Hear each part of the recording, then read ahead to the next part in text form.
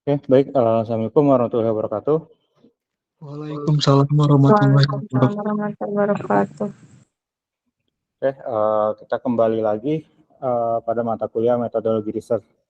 Mengulas pada pertemuan terakhir, yaitu yang kita bahas, yaitu terkait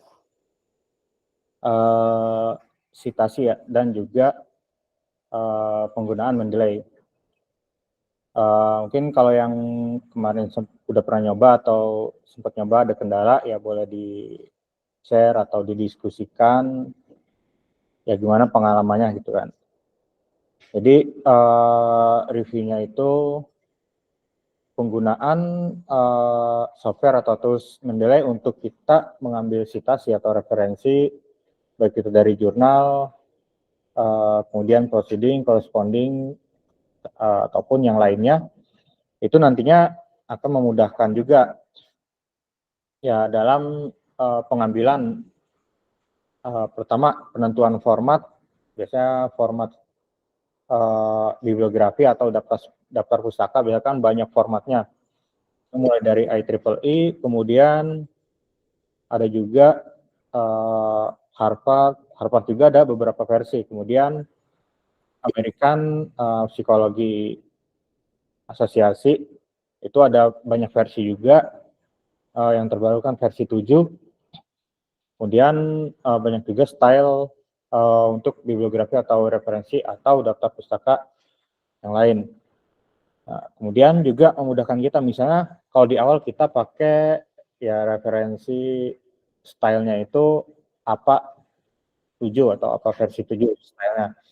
Kemudian dia kan untuk name-nya sama tahun berupa nama sama tahun. Ya. Kalau lebih dari 3 atau 2 nama biasanya at all. Nah, terus penulisan di daftar pustaka juga dia menyesuaikan dengan formatnya.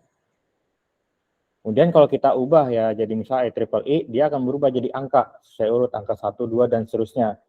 Kemudian di daftar pustaka juga akan ada urut nomornya dan juga sebelahnya ada angka jurnalnya. Gitu.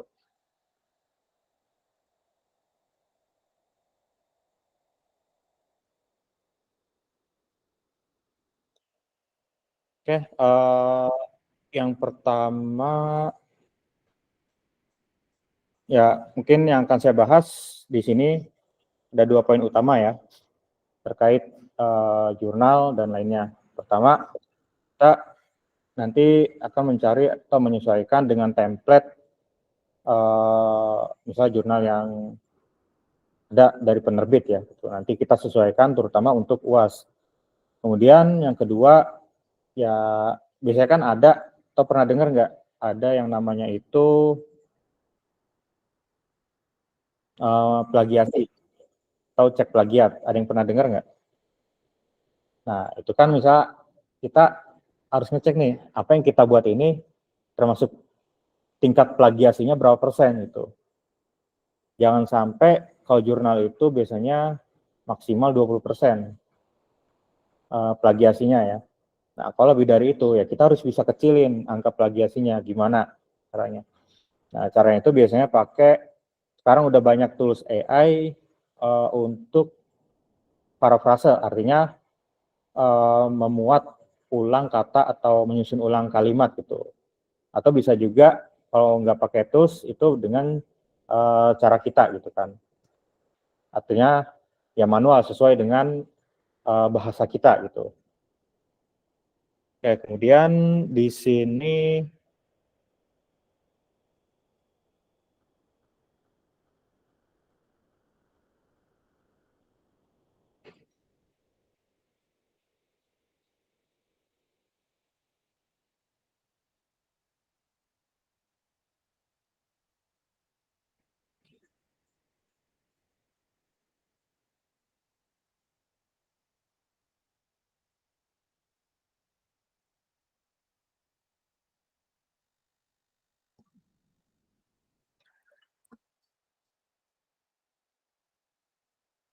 di sini saya akan coba nanti, nah misal kita kalau mau upload atau submit jurnal, misal kita mau jurnal tujuannya kemana nih, ke kampus mana. Biasanya kan yang nerbitin itu kalau nggak lembaga-lembaga biasanya kampus. Nah, di satu kampus itu juga kalau dia udah cukup besar atau banyak jurusan atau bisa dikatakanlah banyak fakultas lah, misalnya ada 2 atau 3 fakultas, biasanya di satu fakultas itu masing-masing punya satu jurnal gitu. Nah, satu jurnal itu apa disebutnya biasanya satu terbitan atau satu penerbit lah gitu. Nah, kayak ini contohnya saya ambil dari jurnal Universitas Trilogi. Ini yang dibuat sama program studi teknik informatika. Artinya lebih ke sains dan teknik ya, dan juga informatika. Nah, ini nama jurnalnya biasanya kalau kita nyari bisa di web sinta.kemdikbud.co.id. Nah, itu yang udah terdata di Sinta misalnya. Nah, untuk mencari misalnya jurnal berdasarkan ranking. Nah, jurnal ini biasanya kan kalau yang udah terakreditasi ya, dia ada rankingnya itu, kalau di Indonesia paling rendah itu Sinta 6, dia naik ke 5, 4, 3, 2, 1. Itu ranknya ya, dari 6 sampai 1. Kemudian untuk kita submit atau publish, kalau submit biasanya gratis. Nah, tapi kalau udah misal diterima, biasanya ada yang minta untuk ada biaya publish-nya.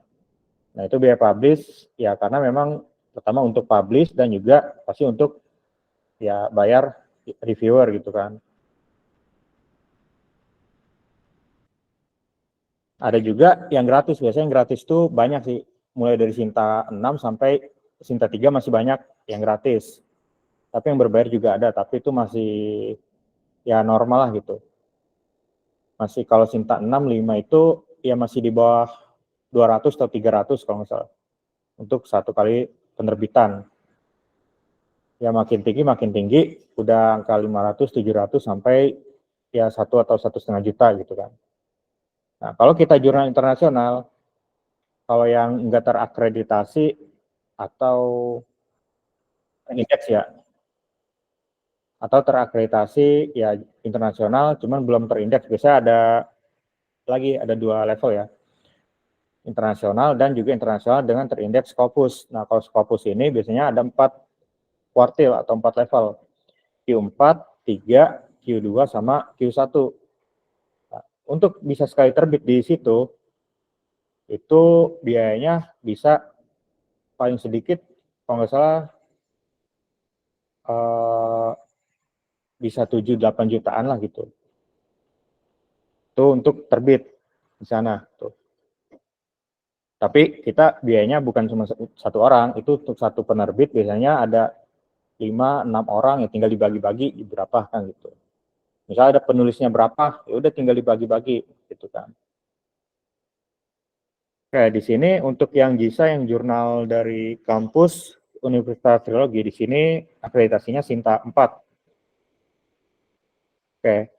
Nah, jadi untuk kita nanti ngelihat template-nya, ya, template biasanya ada di menu. Oke, kita harus lihat juga scope-nya ya. Biasanya di sini ada scope, focus, and scope ya. Nah, di sini ada focus and scope. Nah, dia melingkupi apa scope-nya yang bisa kita pakai di sini. Ini ada computer science, ini ada 28 jenis ya, atau 28 tema, gitu kan. Misalnya tentang database management, atau tentang informasi teknologi, computer science, cloud computing, data mining kan gitu. Jadi ini bisa hampir lengkap keseluruhan yang ada di teknologi informasi, gitu kan.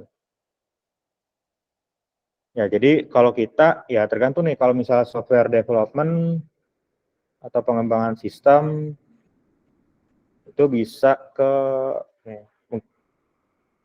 software engineering atau informasi teknologi. Jadi intinya yang masih masuk ke sini, nah ini bisa gitu kan. Nah kalau misalnya Biasanya kan kalau kita baru submit nih, ada jurnal yang diterima untuk diproses ke tahap selanjutnya, ada yang langsung ditolak. Nah, ketika kita submit, ya tahapannya nih nanti, ya saya share aja, ketika baru submit atau upload, biasanya itu ada review sama editor dulu. Dicek nih sama editor, ini pertama dari template, dari tema, dan isi, udah sesuai belum dengan yang ada di sini atau di jurnal penerbit dia kan gitu. Kalau misalnya tidak sesuai atau misalnya dari judul kurang ya, kurang ilmiah lah gitu, atau dari isinya masih kurang, atau ya dari temanya masih ini, atau dari template-nya dia salah nih. Nah itu bisa langsung ditolak, di reject kan itu. Artinya kalau udah di reject, kita harus ngupload di tempat lain, menyesuaikan template-nya lagi. Biasanya tiap jurnal tuh template-nya beda-beda. Kecuali kalau nggak salah jurnal internasional yang udah masuk Scopus, nah itu bisa template-nya hampir sama. Nah, misalnya dari editor dia layak nih untuk diteruskan, artinya dia masuk tahap review. Ya sama sharing juga kemarin yang setelah skripsi kan mereka harus nerbitin jurnal, artinya dari skripsi mereka harus di-convert ke jurnal. Nah, yang semester 8 kemarin itu, saya kurang tahu nih perkembangannya. Ada beberapa yang di-reject atau ditolak sama editor. Ada juga yang diterima untuk diproses ke tahap selanjutnya. Nah, itu banyak parameternya agar bisa langsung di-review gitu kan. Nah, misalnya di sini jurnalnya dari kampus Universitas Trilogi, tapi yang review bukan dari kampus Universitas Trilogi. Ada walaupun paling 10%. Nah, yang review juga banyak ya, dari luar kebanyakan gitu kan. Di sini ada 14 review, artinya ketika nanti kita submit artikel, nah di sini akan apa namanya, direview atau desain oleh ya yang orang-orang ini, gitu kan. Artinya ada dokter nih dari Azida Zainal, dia di UK, di Universitas Sheffield ya. Kemudian ada Profesor Siyoto, dia di Atmajaya Jogja, dan ada yang dari kampus Dinamika Bangsa, masih Jogja, kemudian ada yang di Malaysia juga. Jadi ada yang dari Budi Luhur, ada yang dari UGM. Jadi bukan kampus yang punya jurnalnya yang review. Jadi benar-benar dari orang lain gitu, dan dari kampus lain yang review.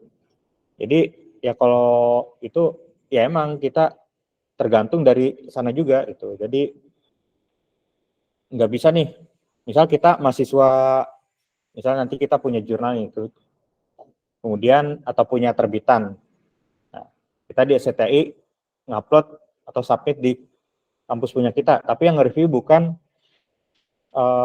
orang-orang kita gitu, justru dari luar gitu, entah dari misalnya dari UBP, kalaupun ada yang mau kan, yang bisa buat jadi reviewer, atau jadi dari Singapura Bangsa, atau dari Horizon kan gitu, atau dari kampus yang lain.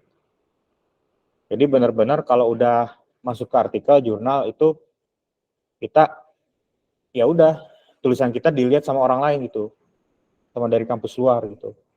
Dan kalau udah terbit ya kita ya juga tulisan kita kalau udah terbit bisa dilihat sama orang lain, bisa dibaca gitu kan. Jadi ya sarana atau buat referensi kan gitu. Jadi buat sumbangan ilmu juga kan gitu. Nah, kemudian untuk template, nanti pakai template-nya saat mana?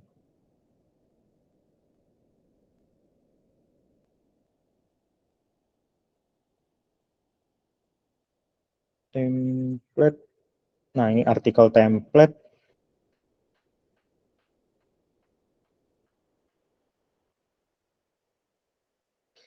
Nah, di sini saya download dulu, nanti saya share.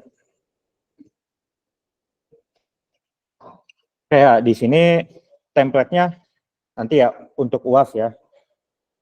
Template-nya harus jelas, harus sesuai ya di sini. Nanti kan ini tipenya Word ya, filenya. Nanti kalian paling tinggal ketik ulang, kalau nggak tahu di sini fontnya pakai font apa gitu kan. Nah, di sini untuk judul biasanya, ini font size-nya kan 22 untuk judul kan itu. Biasanya ini Times New Roman ya. Kemudian ini penulis pertama, kedua, ketiga, ya kalau banyak tinggal ditambahin. Nah, di sini kan ada angka kecil ya. Angka kecil 2, 3, ini nanti biasanya ya ditulis juga nih. Kayak jurusannya, kemudian fakultas, nama kampus ya.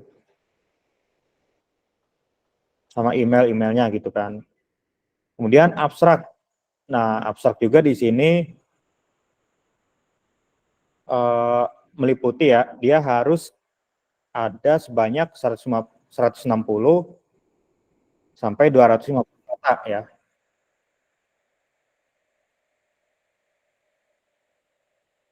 Jadi minimal 160 atau 250 kata. Kadang ada juga yang jurnal lain itu maksimal 200 gitu. Tapi ada juga yang 250. Intinya enggak lebih dari itu kan itu. Jadi dia udah ada keterangan.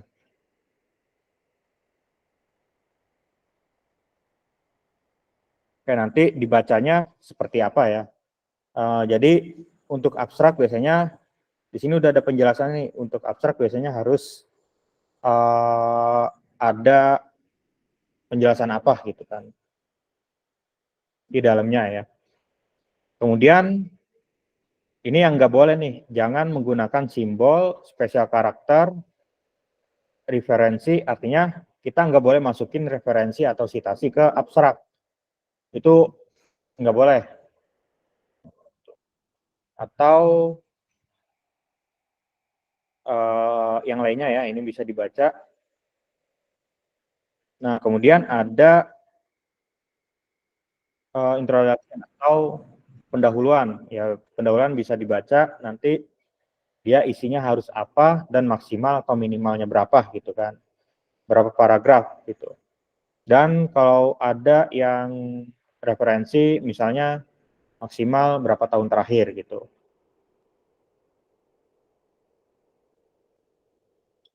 Mau yang Indonesia version atau Inggris version? Inggris. Kalau Indonesia sebentar ya.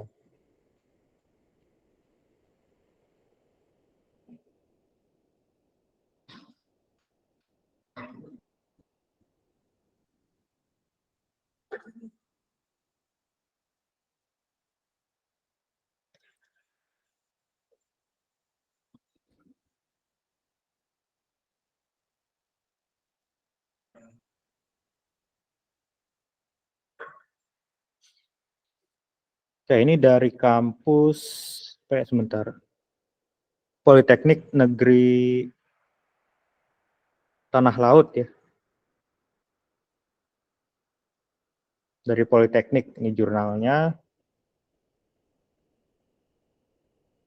Kayak untuk template-nya, kayak kadang kita pengen tahu nih fee-nya berapa atau biaya publish-nya berapa ya. Kayak di sini biasanya kalau untuk Sinta 4, kalau yang di trilogi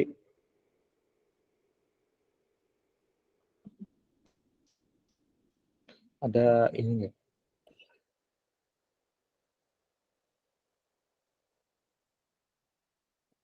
Charge. Oke, kalau yang di trilogi ya, ini kalau yang kita standar ya, artinya yang ikutin antrian ini 300 untuk publish. Kalau udah diterima, jadi kalau misalkan udah ada dari reviewer, kemudian kita ada revisi yang harus diperbaiki. Kemudian revisinya udah diterima nih. Nah, kemudian nanti akan keluar surat bahwa itu harus dibayar. Nah, untuk biaya publish-nya. Dan biasanya untuk editing dan untuk biaya bayar ke reviewnya ya, gitu kan. Biasanya ada ya uang apa gitu, uang capek atau apa gitu kan. Dan biaya publishnya juga kan dia akan masuk ke Google Scholar, kemudian ke Kemdikbud dan lain sebagainya gitu. Kayak di sini yang standar ya, kalau yang trilogi itu 300, kalau yang fast track di sini 1 juta ya. Fast track artinya kalau kita submit kemudian hubungi shift editornya, nah ini bisa nih langsung nanti bisa ditawarin mau fast track atau jalur biasa gitu. Kalau kita submit tetap semua jurnal manapun free. Karena kan nanti ada kemungkinan entah ditolak atau lanjut kan gitu. Nah, kalau yang di jurnal yang tadi Politeknik ya, dia 250 untuk publish-nya, lebih murah. Nah, di sini dia nggak ada keterangan fast track ya, tapi kadang ada juga nanti dari editornya, adminnya, entah WA atau apa, mau pakai fast track atau biasa gitu kan. Ya paling selisihnya ya nggak jauh beda gitu, atau nambah setengah. Kayak di sini untuk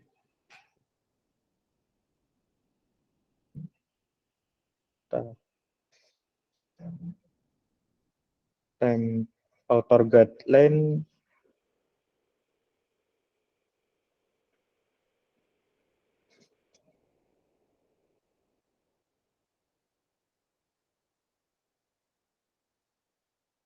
fokusnya nggak ada nih.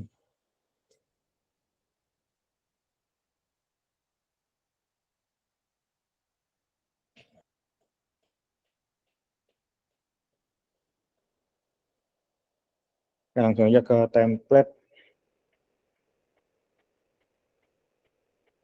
Oke, ya, nah ini bahasa Indonesia ya.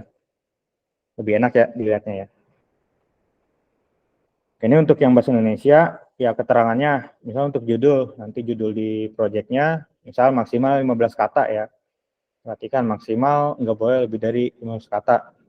Misal ada kata di atau dan, itu kalau misalnya, kalau dan kan pasti satu, kalau di, kalau kepisah dengan kata sambungnya atau kata kerja biasanya hitung 2 kan gitu, kalau kepisah. Kalau jadi satu di, misal apa ya, tadi di sini atau di mana gitu kan. Nah, itu biasanya kalau nyambung ya kehitung satu gitu. Kalau misal ya walaupun hanya 1 huruf atau 2 huruf itu tetap kehitung 1 kata gitu kan.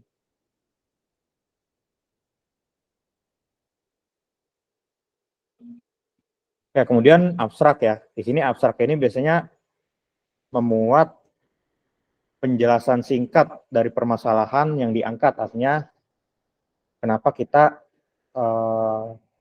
mengangkat permasalahan ini atau membuat proyek ini, pasti latar belakangnya ada nih.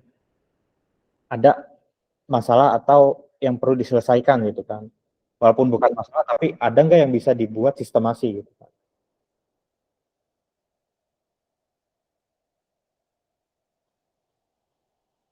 Kemudian harus ada tujuannya. Ya tujuan kenapa kita membuat perancangan ini atau sistem ini, tujuannya apa gitu. Pasti ada tujuan. Dari masalah, berangkat dari masalah, pasti ada tujuannya untuk menyelesaikan masalah tersebut. Ya nanti tinggal kalimatnya bagaimana gitu kan. Kemudian metode yang diusulkan. Metode yang diusulkan ini bisa banyak variatif atau kita juga bisa bikin metode sendiri atau metode dalam perancangan sendiri gitu. Jadi nggak harus selalu pakai gel, waterfall, atau SDLC, nggak harus pakai itu. Jadi kita juga bisa bikin metode sendiri. Misal bikin pakai flowchart. Tahapan pertama kita ngapain, tahapan kedua kita ngapain, sampai si sistemnya ini jadi gitu kan, ada tahapannya. Itu termasuk dalam metodologi atau metode kan, metodologi lah gitu kan. Kemudian hasil atau kesimpulan. Biasanya di abstrak juga kan ada kalimat penjelasan untuk hasilnya biasanya. Itu pasti ada. Nah, kemudian maksimal, nah kalau di sini 200 kata maksimal ya, nggak boleh lebih. Kalau minimalnya nggak ada, berarti ya anggaplah 160 minimal. Biasanya rata-rata minimal itu kalau nggak 150, 160 kata. Kalau bahasa Inggris menyesuaikan. Kadang bahasa Inggris bisa lebih banyak, atau bahkan bisa lebih sedikit. Kemudian pendahuluan. Nah, pendahuluan ini harus dibuat. Biasanya ada untuk pendahuluan, dia harus meliputi ya. Biasanya ada membuat metode yang digunakan dalam penelitian yang disertai dengan alasan atau referensi kenapa kita memilih metode tersebut kan. Atau bisa juga kita jelasin lebih dalam masalah lebih intinya lagi gitu kan. Kalau di abstrak mungkin karena kita kurang, ya kalau karena kata-katanya sedikit muatnya gitu kan, nggak bisa banyak, ya udah kita di pendahuluan aja kita jelaskan lebih banyak lagi gitu kan terkait permasalahannya. Sampai metode yang kita usulkan tuh alasannya apa? Alasannya misalnya dari penelitian sebelumnya menggunakan metode ini bahwa dapat misalnya meningkatkan atau menyelesaikan masalah ini itu kan sekian persen, baru nanti referensinya gitu. Nah, kemudian ini ada ya perhatikan juga subbagiannya gitu kan. Atau misalnya kalau ada poin-poin di dalam pendahuluan. Kemudian ada tinjauan pustaka. Nah, tinjauan pustaka ini ya bisa masuk ke misalnya di sini teori pendukung dari metode yang kita usulkan atau dari judul yang mirip gitu kan. Misalnya untuk memecahkan masalah. Misalkan dia udah bikin misal tentang jurnalnya membahas tentang e-learning. Tapi dia setelah kita review ada yang kurang nih gitu kan. Kita nemu kekurangannya apa gitu kan. Udah gitu juga bisa jadi landasan pustaka gitu kan.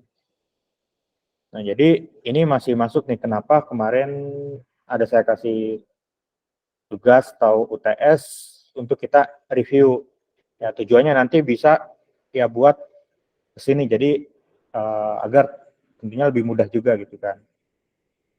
Tentunya tinjauan pustaka atau landasan teori atau kajian pustaka atau literatur review itu kurang lebih sama isinya gitu. Ini dijelasin intinya memuat teori pendukung atau metode atau dari penelitian dan permasalahan yang mirip dari penelitian sebelumnya gitu. Ini bisa dari buku, jurnal, proceeding atau artikel ilmiah yang lain gitu. Nah, kemudian ya ketentuan umum dia isinya apa nanti dibaca aja. Di sini udah dijelasin kok formatnya, teksnya harus pakai apa fontnya, ukurannya harus apa gitu kan. Kemudian isinya harus apa pada poin tersebut udah dijelasin.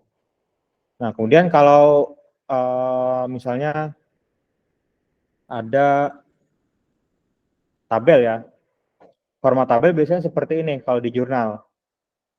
Jadi hanya garis atas ya sama bawah lah gitu, atau garis kayak yang datar apa horizontal ya, horizontal kan ya, ya garis hanya garis horizontal aja gitu. Jadi dia nggak ada vertikalnya atau yang luar atau yang tengah gitu. Jadi hanya biasanya seperti ini gitu. Kalau di jurnal ya, kalau untuk tabel formatnya. Nah, kemudian juga jangan lupa poin tabel di atas. Kalau untuk tabel, kalau gambar biasanya di bawah.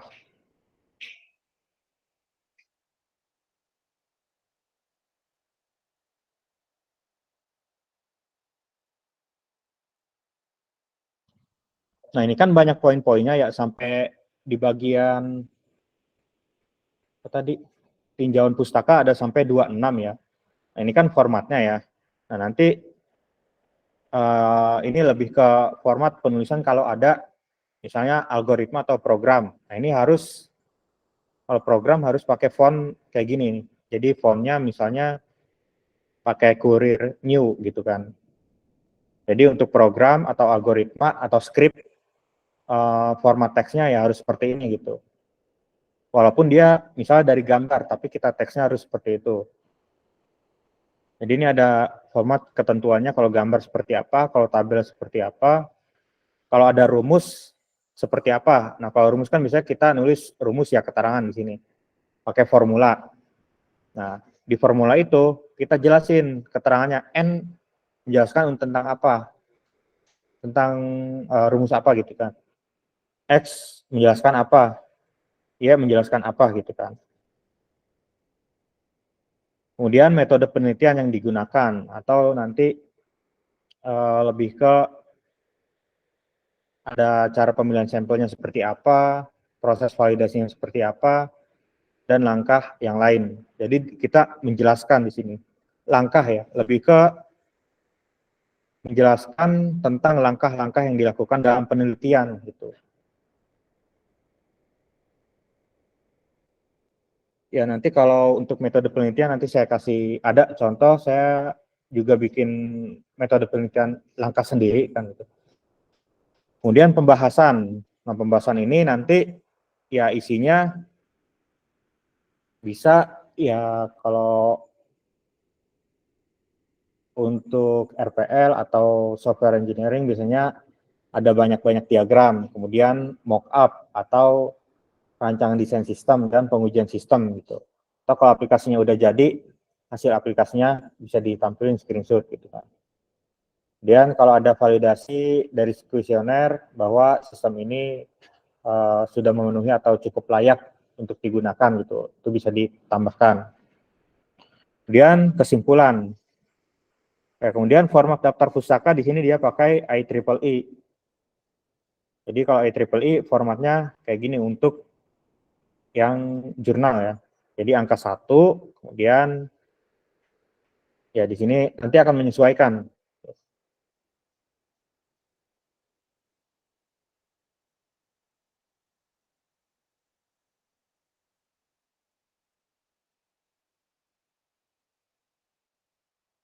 Oke, ini kemudian kalau dari dokumen lain selain jurnal ya.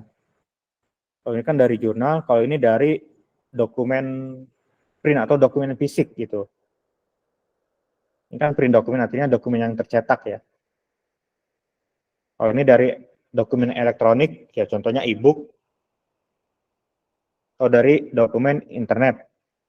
Di sini ada keterangannya ini source-nya dari mana gitu kan. Atau dari dosen misalnya, atau dari dosen berarti yang entah dari pembahasan, topiknya, atau materinya gitu.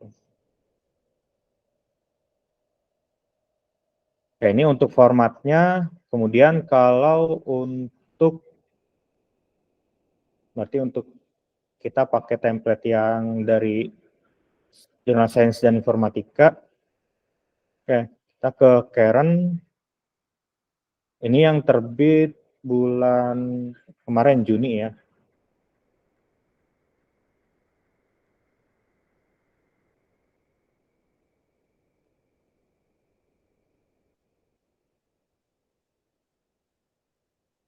Kayak misalnya ada nih rancang bangun sistem informasi delivery food berbasis web pada kafe dan resto ya.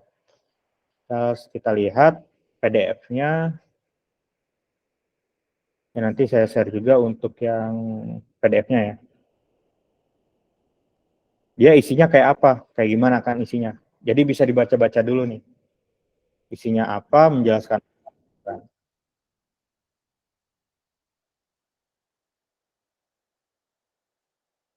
Oke.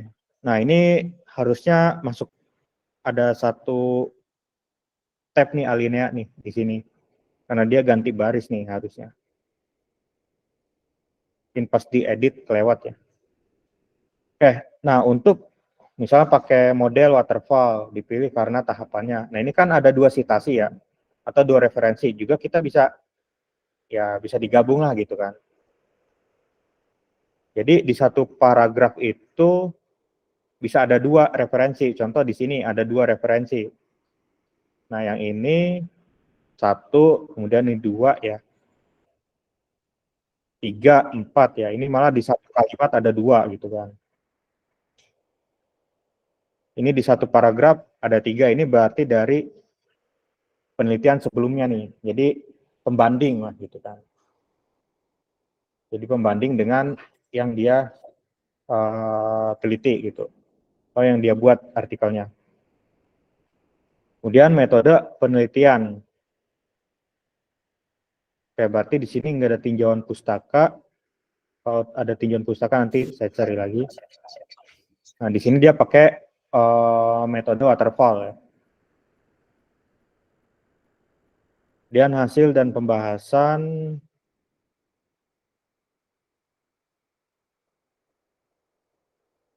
Ya sama ya, kurang lebih dia bikin juga di sini ada ya kurang lebih activity diagram ya. Di sini antara pelanggan dengan karyawan, artinya ini masih secara proses bisnis gitu kan, belum masuk ke sistem gitu. Ini masih proses bisnisnya, berarti antara orang dengan orang gitu kan. Kemudian bikin use case-nya gitu.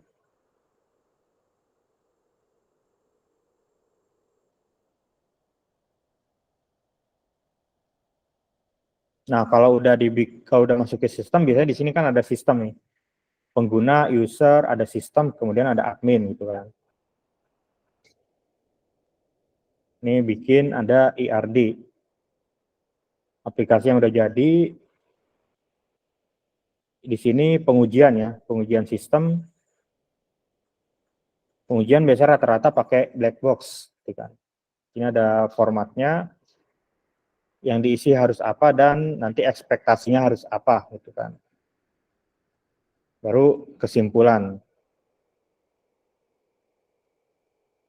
Kalau coba dicari dengan di sini ada perancangan juga, perancangan sistem.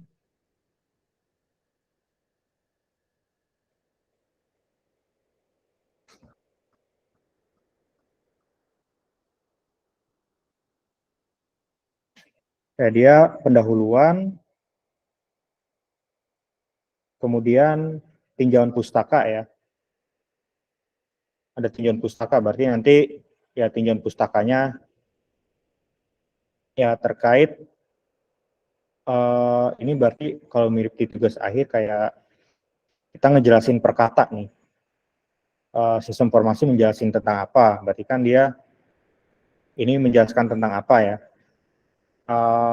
kalimat deskripsinya gitu, dan referensinya dari mana. Kemudian dijelasin juga sistem informasi manajemen, kemudian tracer studi juga kayak gimana gitu kan.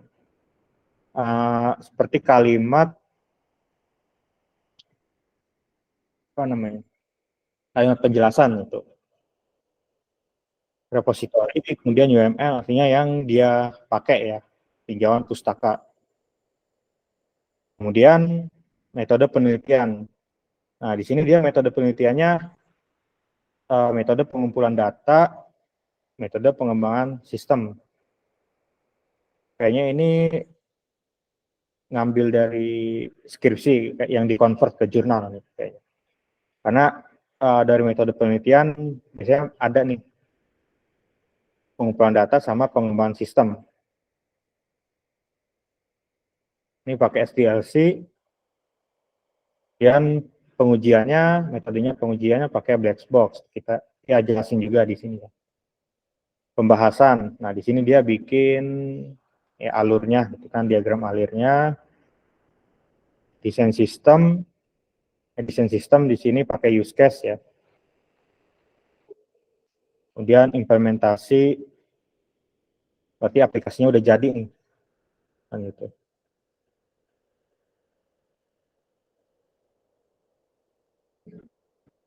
Sampai daftar pustaka. Oke, sampai di sini dulu ada yang ingin ditanyakan? Ya. Keyword ya. Keyword. Oke, ini ya kata kunci ya. Kayak kata kunci diambil biasanya maksimal 5 ya, minimal 3. Nah, kata kuncinya diambil dari di tulisan ini yang termasuk kata kunci itu apa? Kalau dilihat dari judul kan bisa misal tracer studi masuk nih. Ini agar lebih mudah ketika kita nyari jurnal nih. Kan biasanya ada berdasarkan kata kunci atau keyword kan gitu kalau nyari. Atau hanya kita nyari berdasarkan satu kata aja gitu kan. Misalnya kalau di sini kan dia sistem informasi manajemen alumni. Ya mungkin karena kalau dipisah agak kurang ya. Jadi dia digabungin aja. Kemudian berbasis website karena yang dibuat ini berbasis website gitu kan. Kemudian pakai framework apa? Laravel. Tapi padahal di sini nggak dijelasin ada nih Laravel di ini apa di abstraknya. Kemudian pakai database-nya. Kalau tadi yang satu lagi, bentar.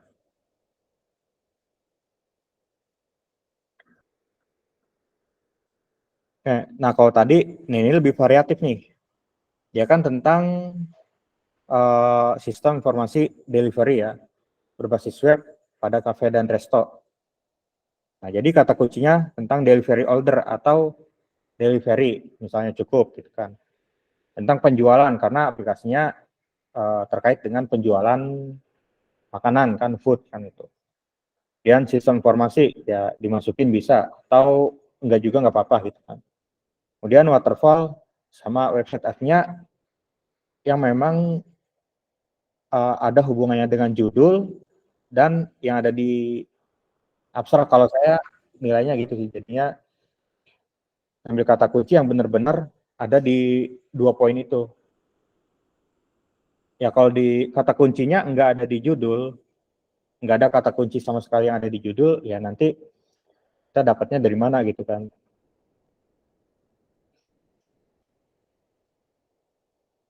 Sama tadi satu lagi apa? Header, footer ya ini ya. Kalau ini biasanya dibiarin. Kalau nanti kan formatnya berupa dokumen Word ya. Header footernya dibiarin aja. Kita paling cuma ngubah mulai dari judul sampai daftar pustaka gitu. Nah, ini juga nanti biasanya nanti dari pihak editornya kalau benar-benar jurnalnya udah diterima gitu. Ini nanti header footernya kita abaikan aja. Jadi kita hanya fokus ke konten atau isinya. Ya kalau keyword sih yang menurut saya lebih baiknya yang harus ada poinnya di judul, karena judul kan pasti apa yang ditulis di judul pasti itu dibahas kan itu. Terus terutama di abstrak juga, ya minimal 3 atau 3 minimal 3 maksimal 5 biasanya gitu.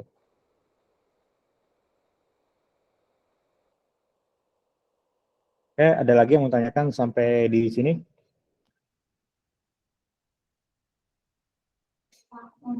Jadi kalau jurnal kan penerbitannya misalkan pakai penerbitan novel, kalau ada kata-kata yang salah di judulnya kan biasanya semakin ditekan dan juga sama. Nah, kalau bisa dari kita jangan ada typo. Kalau bisa ya, jangan ada, hindari typo ya, yang banyak-banyak. Kalau mungkin ada 1-2 kelewat ya nggak apa, ya nggak masalah gitu. Kemudian penulisan misalnya kalau formatnya bahasa Indonesia, kalau ada kata bahasa Inggris berarti cetak miring gitu kan. Kemudian apalagi ya, biasanya tetap ada sebelum publish itu ada copy editing atau di editor, tetap ada.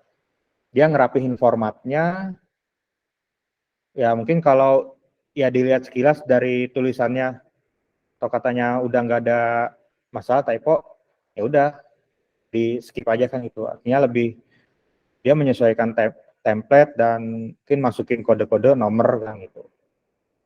Artinya tetap ada tahap copy editing sebelum publish. Tuh. Sama kok jurnal, buku, novel tetap ada editing, copy editing.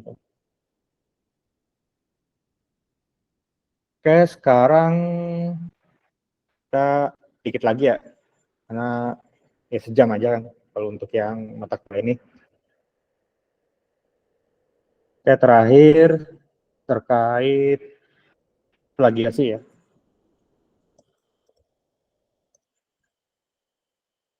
Oke, di sini saya ngeceknya pakai Turnitin ya, berbayar di sini.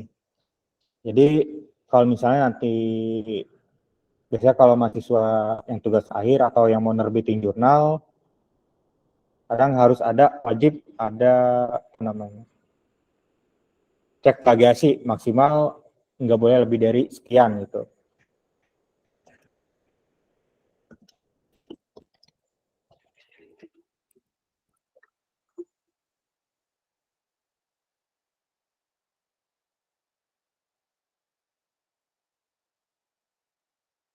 Oke, di sini ada contoh ya dari kebanyakan dari yang semester 8 kemarin. Ini ada skripsi sama jurnal ya. Contoh saya lihat yang skripsi. Oke, nah kalau yang ada warna-warna ini termasuk plagiat nih. Warna biru, hijau. Nah, kalau kita lihat di sini 58%, ini terlalu tinggi. Jadi maksimal biasanya kalau skripsi tesis itu 30% maksimal ya. Ini 58 udah kelewat jauh, harus dikecilin lagi. Artinya di parafrase. Kemudian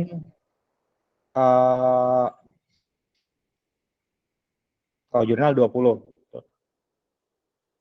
Nah, ini artinya kalimat-kalimat atau kata yang ada terblok banyak nih, terblok warna lah gitu. Ini artinya kita harus ubah nih gitu. Tapi emang ada yang nggak bisa diubah, misal kayak poin identifikasi masalah.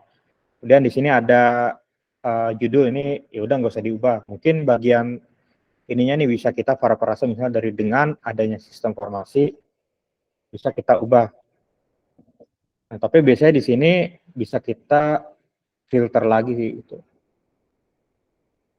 58 jadi berapa ya? Oh, tetap 58. Oke, bentar di sini.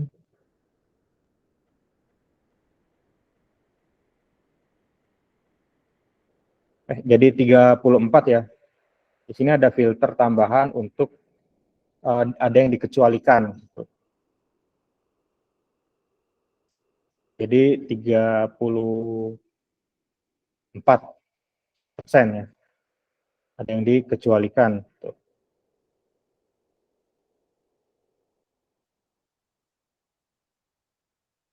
Oke, kalau untuk yang jurnal ada beberapa sih di sini.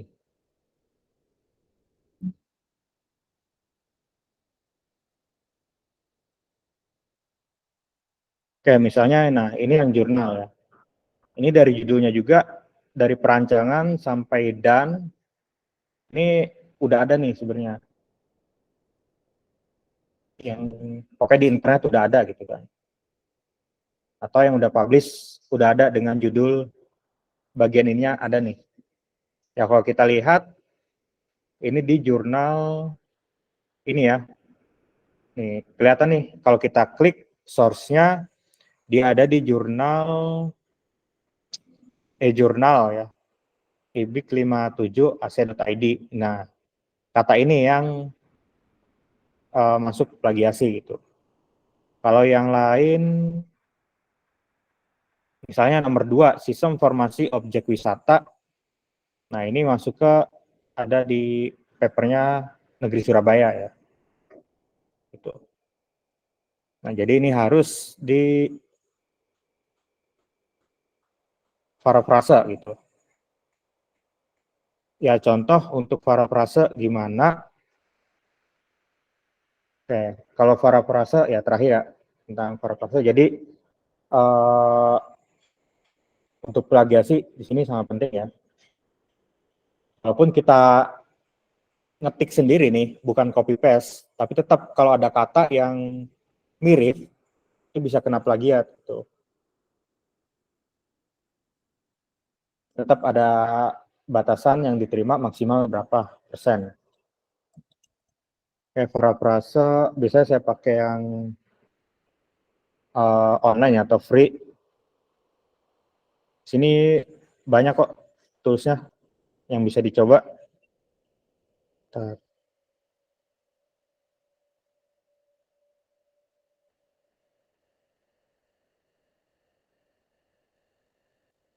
Tapi ada yang free, kalau mau lebih bagus juga ya ada yang ya berbayar. Kita cari yang free aja ya. Kayak misalnya kayak kita ambil aja dari sini ya. Biasanya kalau parafrase itu saya per kalimat. Karena kan kalau udah nyampe titik berarti itu kalimatnya masih bisa nyambung lah, enakan gitu. Kalau udah, maksudnya jangan langsung semua. Kalau satu paragraf nggak apa-apa, boleh. Tapi nanti kita harus lihat lagi, dia masih nyambung apa enggak gitu kan.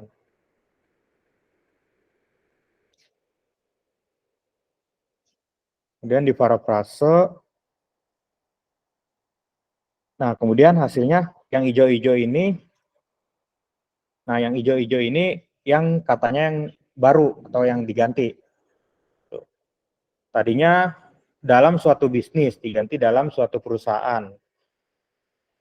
Kemudian seiring, berarti dengan melihat saat ini gitu kan.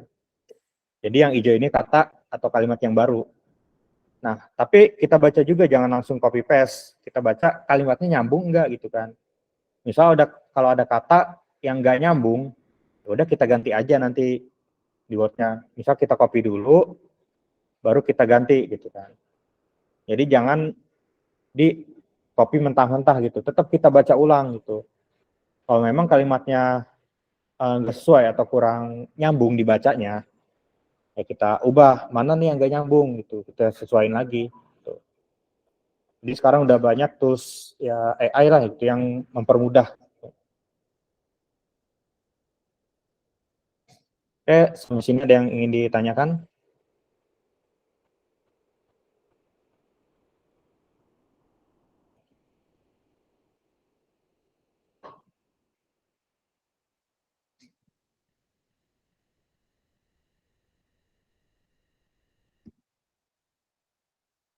Ya, nanti kita UASnya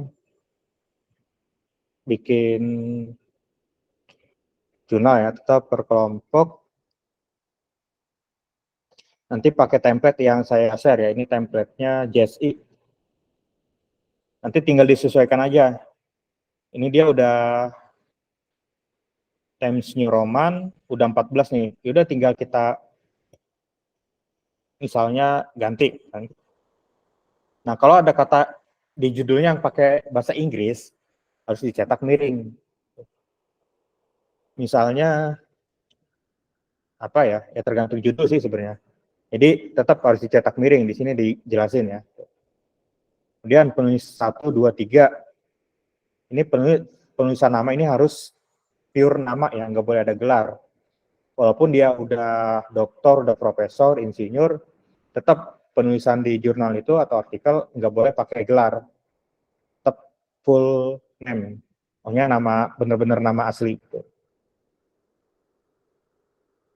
Kemudian ya diperhatikan juga ini penulis 1, 2, 3, misalnya ada 5, 6. Gitu. Nah, ini misalnya kalau departemen atau prodi lah, program studi, fakultas sama nama kampusnya sama, alamat dan kotanya sama, ini jadi satu nih, sebaris gitu kan. 1, 2 gitu kan, 3, 4, 5. Ini yang shortcut kecil nih. Kalau dibikin tuh pakai yang X kuadrat gitu di Word. Ya kalau dia beda departemen, kita tulis lagi di bawahnya gitu, ada misalnya yang ketiga. Berarti kan kalau di sini kan sama semua ya, berarti udah satu aja, 1, 2, 3, 4, 5, 6. Ini yang sebaris, alamat dan kotaknya sebaris. Nah, paling yang beda emailnya aja, jadi ada 5 baris gitu kan, atau 6 baris sesuai.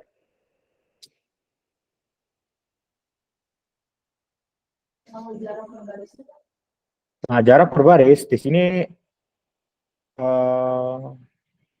kayaknya sih satu ya, satu sih. Pakainya satu spasi, pakai satu spasi dan biasanya kalau di sini kan ada add space before sama after ya. Ini di remove kalau misalnya ada di remove.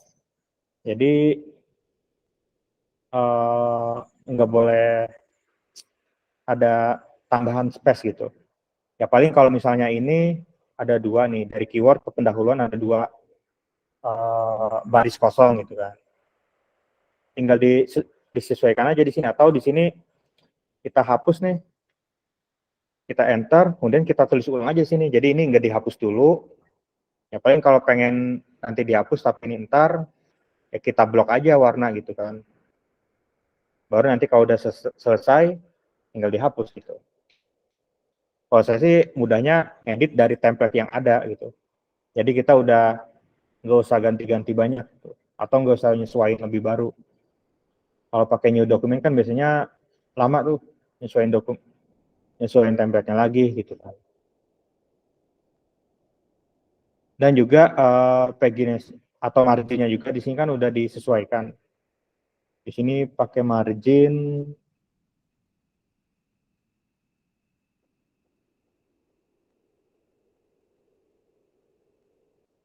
3 semua ya. Kiri kanan atas bawah 3 cm.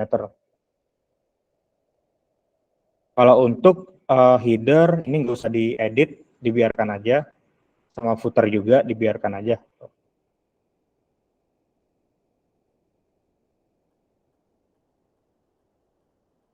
Ya, misal nanti kalau di aplikasinya udah jadi nih, ya udah dimasukin aja aplikasinya udah jadi. Kan udah sempat banyak bikin apps kan semester kemarin. Kemudian ya kalau misalnya emang baru, ya udah dibuat prototipenya, rancangan desainnya seperti apa, dan tampilan websitenya nanti seperti apa gitu kan. yang sebelumnya boleh nggak coba? Kan saya bilang untuk mempermudah pakai project aplikasi yang semester sebelumnya. Ya tinggal disesuaikan, dibuat diagramnya atau tambahan UML atau IRD dirapihkan lagi gitu kan. Atau kalau tampilannya pengen lebih rapi lagi ya tinggal jadi kerjanya nggak terlalu banyak juga gitu kan.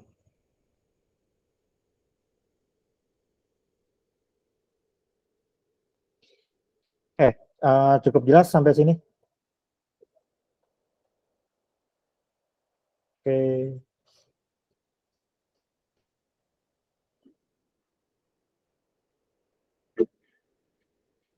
Ya, Rudi. Assalamualaikum warahmatullahi wabarakatuh. Ya, Waalaikumsalam. Oh, maaf sebelumnya izin bertanya, untuk penugasan UASnya kan akan sama seperti yang kemarin, UTS itu penugasannya kan berupa membuat ini apa?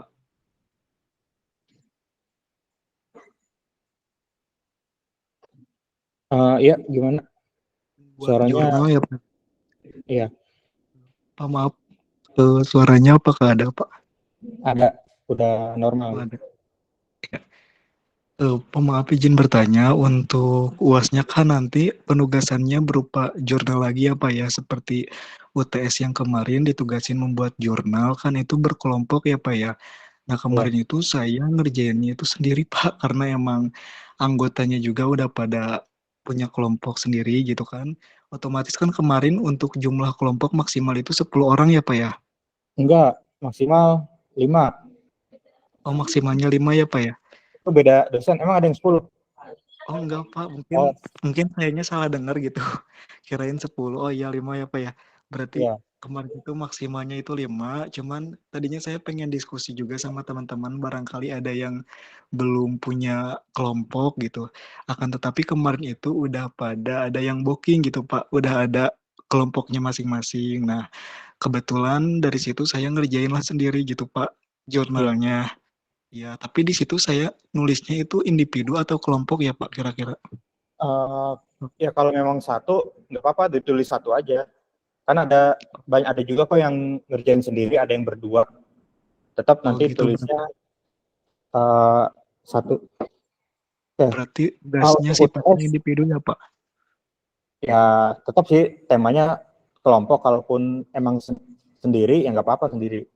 Oh iya Pak, baik. Terus ini Pak, pengen nanya lagi soal yang di e-learning itu tentang absensi ya Pak. Maksudnya lebih ke mungkin banyak juga teman-teman yang sering nanya gitu mengenai absensi karena ada beberapa kendala di beberapa matkul juga yang emang batas submitnya itu belum kelewat gitu, malah pas sama waktunya tapi masih belum bisa ke submit gitu Pak. Itu gimana ya Pak?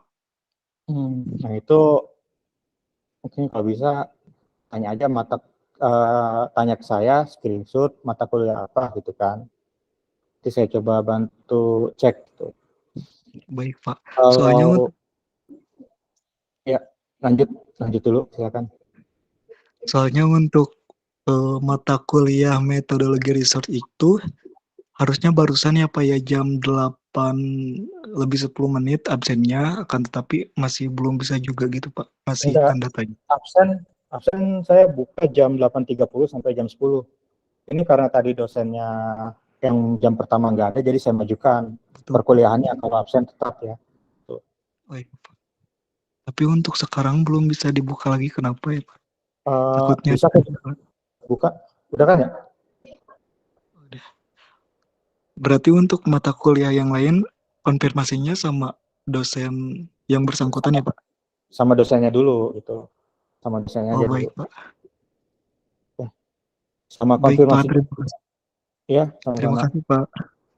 Ya, untuk yang UTS juga kemarin Rudy bukan bikin jurnal ya, tapi review jurnal. Kalau review kan udah jelas kita bukan bikin, tapi nge-review beberapa jurnal yang udah publish atau terbit. Dan saya juga udah ngelampirin referensinya. Contoh review itu bagaimana dan isinya apa. Di soalnya ada di bagian kotak referensi. Itu kalau dibuka ya, Betul. karena berupa link ya. Nah, kalau untuk UAS baru bikin jurnal gitu. Kalau yang iya. UTS review. Oh, berarti kemarin itu yang UTS cuma nge-review aja ya Pak. Berarti yang untuk pembuatan jurnalnya itu nanti pas di UAS-nya. Iya, begitu. Baik Pak, baik. Terima kasih Pak. Iya. Oke, ada lagi sudah cukup.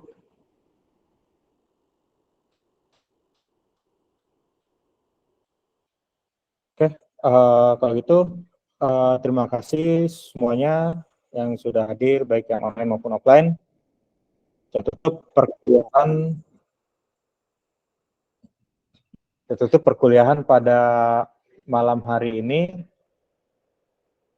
Nanti untuk format dan contohnya nanti saya share ya. Untuk format dan contohnya nanti saya share. Jadi itu format UAS harus seperti itu, template-nya sesuai. Jadi rapih nih, gitu kan ada panduannya. Gitu. Oke, selamat malam. Wassalamualaikum warahmatullahi wabarakatuh. Waalaikumsalam warahmatullahi wabarakatuh.